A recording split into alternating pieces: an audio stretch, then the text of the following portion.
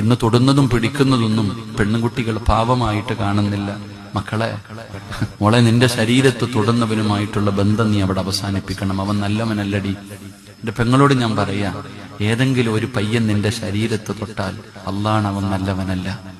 എടാ ചെറുപ്പക്കാരാ, കൂടെ നടക്കാനും ചിരിക്കാനും കളിക്കാനും 100 പേരെ കിട്ടും.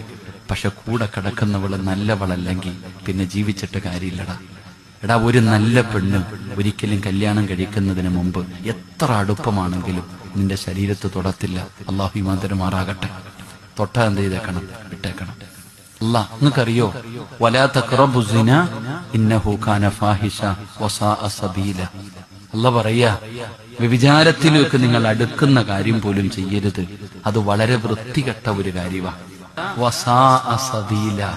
ഖുർആൻ പറയുന്നു, എന്റെ പ്രിയപ്പെട്ട സഹോദരങ്ങളെ, അള്ളാന്റെ ഖുർആനാ പറഞ്ഞത് വസാഅ സബീല.